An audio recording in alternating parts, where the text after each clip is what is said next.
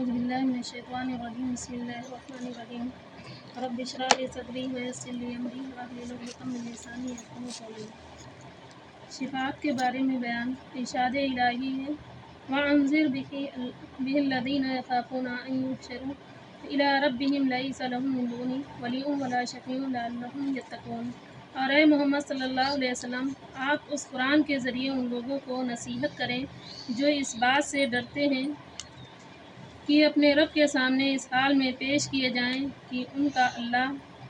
کا اللہ کے سوا کوئی مددگار یا سفارشی نہ ہو، شاید کہ یہ لوگ اللہ سے ڈر جائیں۔ اور فرمایا قُلِ اللّٰهُ شَفَاعَةٌ جَمِيعًا، اے محمد صلی اللہ علیہ وسلم کہہ دیجئے کہ ہر قسم کی شفاعت اللہ کے اختیار میں ہے۔ مَنْ ذَا الَّذِي يَشْفَعُ عِنْدَهُ إِلَّا بِإِذْنِهِ، کون ہے جو اس کے حضور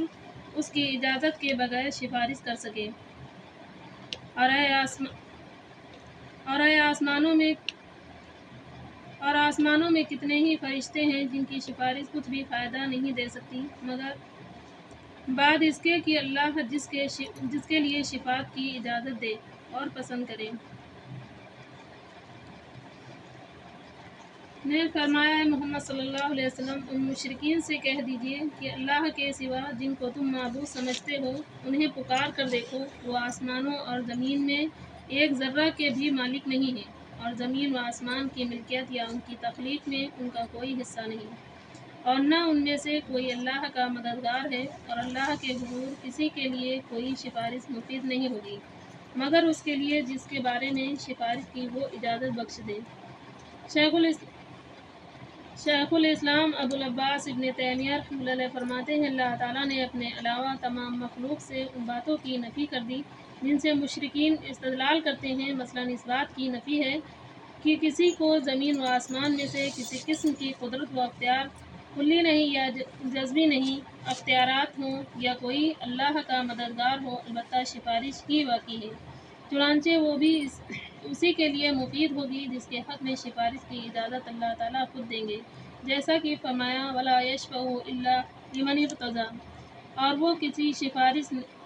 کی سفارش نہیں کر سکتے بجز اس کے جس سے اللہ راضی ہو۔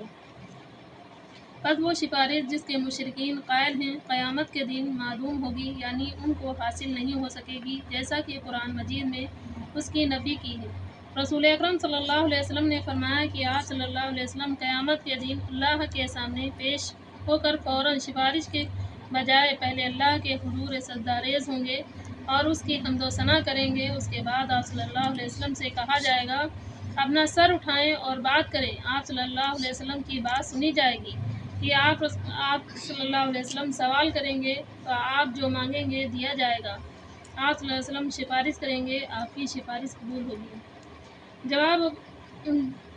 حضرت ابو ہریرہ رضی اللہ عنہ نے عرض کیا یا رسول اللہ صلی اللہ علیہ وسلم، سب سے زیادہ خوش نصیب کون ہے جو آپ کی سفارش کا حقدار ہوگا؟ آپ صلی اللہ علیہ وسلم نے فرمایا جس نے خلوص دل سے کلمہ لا الہ الا اللہ کا اقرار کیا اور ثابت ہوا کہ یہ سفارش اللہ کی اجازت سے صرف خلوص دل سے کلمہ پڑھنے والوں کو حاصل ہوگی اور مشرکین کو حاصل نہیں ہوگی۔ اس کی حقیقت یہ ہے کہ اللہ تعالیٰ مخلص اہل توحید پر اپنا خصوصی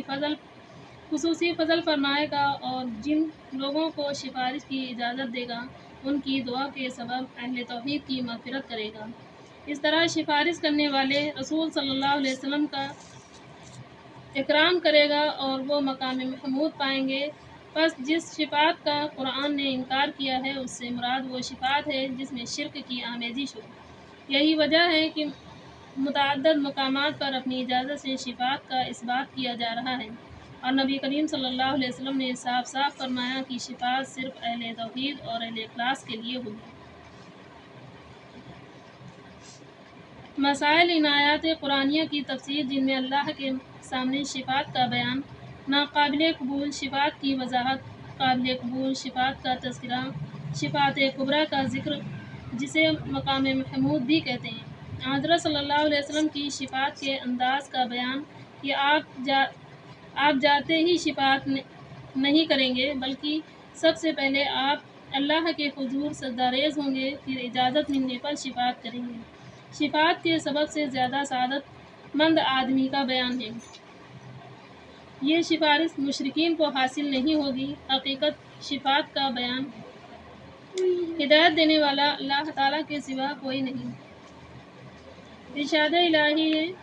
انک لا تہدی من احببت ولکن اللہ یہدی من یشاء وہو اعلم بالمہتدین۔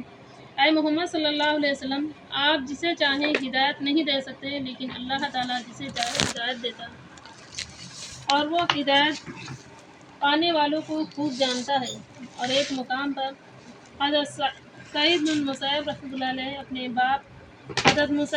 مسیب رضی اللہ عنہ سے روایت کرتے ہیں کہ جب ابو طالب کی موت کا وقت قریب آیا تو اس کے پاس رسول صلی اللہ علیہ وسلم تشریف لائے، اور اس کے پاس عبداللہ بن ابی امیہ اور ابو جہل بھی بیٹھے تھے۔ چنانچہ آپ صلی اللہ علیہ وسلم نے فرمایا، اے چچا جان، کلمہ لا الہ الا اللہ کا اقرار کر لو، میں تمہارے لیے یہی کلمہ اللہ کے یہاں بطور دلیل پیش کروں گا۔ وہ دونوں عبداللہ بن ابی امیہ اور ابو جہل بولے، کیا تم عبد المطلب کے مذہب کو چھوڑ دو گے؟ آپ صلی اللہ علیہ وسلم اور دونوں سردار اپنی اپنی باتیں دہراتے رہے۔ چنانچہ ابو طالب نے آخر میں یہی کہا کہ وہ عبد المطلب کے مذہب پر قائم ہے، اور وہ اس نے لا الہ الا اللہ کا اقرار کرنے سے انکار کر دیا۔ حضرت صلی اللہ علیہ وسلم نے فرمایا، جب تک مجھے روکا نہ جائے میں تمہارے لیے مغفرت کی دعا کرتا رہوں گا۔ اس پر اللہ تعالیٰ نے یہ آیت نازل فرمائی، ما کان للنبی والذین آمنوا ان یستغفروا للمشرکین ولو کانوا اولی قربی۔ نبی اور اہل ایمان کو زیبا نہیں کہ وہ مشرکین کے لیے مغفرت کی دعا کرے، خواہ وہ ان کے رشتہ دار ہی کیوں نہ ہوں۔ اور اللہ تعالیٰ نے ابو طالب کے بارے میں یہ آیت نازل فرمائی، انک لا تہدی من احببت ولکن اللہ یہدی من یشاء وہو اعلم بالمہتدین۔ اے محمد صلی اللہ علیہ وسلم، آپ جسے چاہیں ہدایت نہیں دے سکتے، لیکن اللہ جسے چاہے ہدایت دیتا ہے، وہ ہدایت قبول کرنے والوں کو خوب جانتا ہے۔ آیت کریمہ انک لا تہدی من احببت کی تفسیر۔ آپ صلی اللہ علیہ وسلم کے فرمان قل لا الہ الا اللہ کی تفسیر ایک اہم مسئلہ وہ یہ کہ محض زبان سے کلمہ لا الہ الا اللہ پڑھ لینا کافی نہیں، بلکہ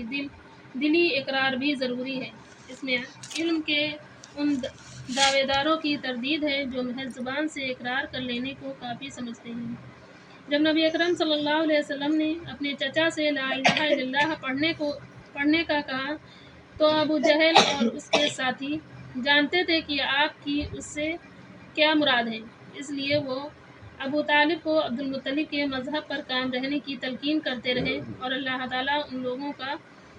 برا کرے جن سے ابو جہل اصل دین کلمہ لا الہ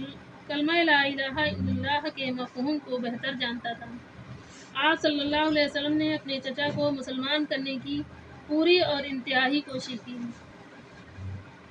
جو لوگ عبد المطلب اور اس کے اسلاف کو مسلمان سمجھتے ہیں، اس سے ان کی بھی تردید ہے۔ آپ صلی اللہ علیہ وسلم نے ابو طالب کے لیے مغفرت کی دعا کی، لیکن اللہ تعالیٰ نے نہ صرف یہ کہ اس کی مغفرت نہ کی، بلکہ آپ صلی اللہ علیہ وسلم کو بھی دعا کرنے سے روک دیا۔ یہ بھی ثابت ہوا کہ برے لوگوں کی صحبت کا انسان کو نقصان ہی ہوتا ہے۔ اپنے اکابر و اسلاف کی تعظیم میں غلو کرنا نقصان دہ ہے، اس لیے کہ ممکن ہے وہ گمراہوں اور باطل پرستوں کو اس میں ابو جہل کے استدلال کی وجہ سے مغالطہ ہو۔ نجات کا دار و مدار آخری زندگی کے اعمال پر ہے، کیونکہ اگر ابو طالب بوقت وفات کلمہ کا اقرار کر لیتا تو اسے ضرور فائدہ ہوتا۔ گمراہ لوگوں کے لیے دلوں میں راسخ اس بڑے مغالطے کے بارے میں غور و فکر کرنا چاہیے، اس لیے کہ ابو طالب کے قصے میں مذکور ہے کہ سرداران مکہ اس مغالطے کی بنا پر ابو طالب سے جھگڑتے رہے، حالانکہ نبی کریم صلی اللہ علیہ وسلم نے مبالغے اور تکرار کے ساتھ ابو طالب کے لیے کلمہ پیش کیا، اس لیے وہ اس پر اڑے رہے۔ آخر میں اللہ تعالیٰ سے دعا ہے کہ اللہ تعالیٰ ہم سب کو صرف دل سے لا الہ الا اللہ اور توحید کو کرنے والا بنائے۔ السلام علیکم۔